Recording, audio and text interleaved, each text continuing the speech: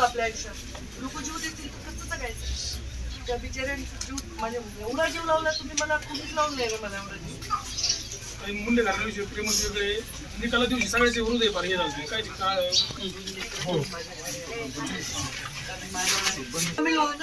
लढायसाठी जीवन द्या, जीव कशाला देते? माझे बाबा काय म्हणली, दादा बाबा काय म्हणली मला माहित नाही. काय बोलू त्या लेकरांनी काय करायचं? हे पैशाने विकत घेण्याचं प्रेम नाही.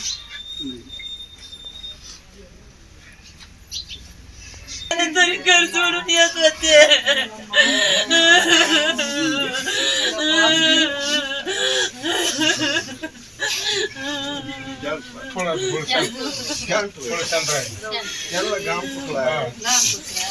सगळं तेवढं दुःख झालंय.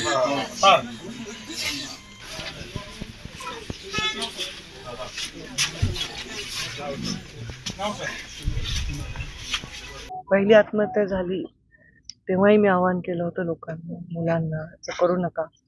परत मी आवाहन केलं. मी दिल्लीमध्ये होते तेव्हा 2 दिवस या सगळ्या घटनांनी माझ्या प्रकृतीवर इतका परिणाम झाला की मला अस्वस्थ होते. मी नाही शब्दात ते सांगू शकत.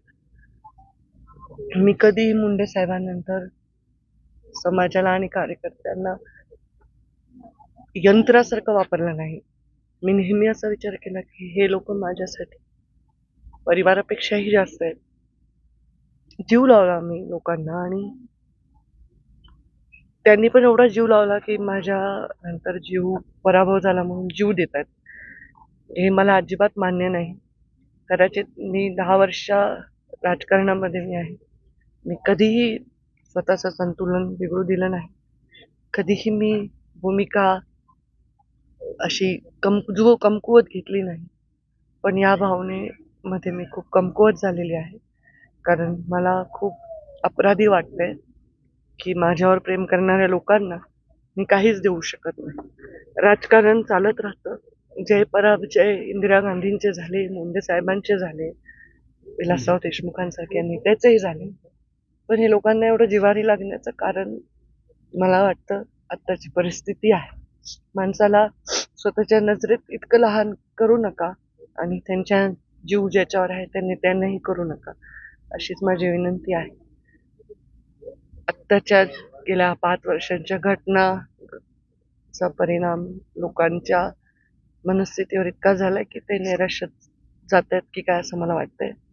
आणि मला त्याचं अपराधीपणाची भावना वाटते की इतकं प्रेम लोकांनी कोणत्या नेत्यावर करू नये की त्यांनी स्वतःचा जीव द्यावा. आजारी वयस्कर असे लोक नाहीत. हे उमेदीचे तरुण पोरं आहेत, ऍक्टिव्ह आहेत, लहान लहान लेकरं आहेत. त्यांना माझी विनंती, लोकांनी त्याला मान द्यावा अशी माझी विनंती आहे. स्वतःचा जीव देऊ नये.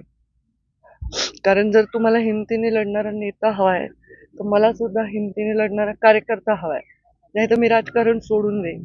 अजून जर कोणी जीव दिला तर राजकारणामुळे हे होतंय असं वाटेल मला. तर मी पाया पडते तुमच्या माध्यमातून, सगळ्या माध्यमांनाही सांगते की हे राजकारण नाही. पंकजा मुंडे रडल्या हे महत्वाचं नाही, पण का रडल्या हे महत्वाचं आहे. मला हे लोक नाही गमवायचे आहेत. पराभवानी विजयाने मी हालणारी नाही.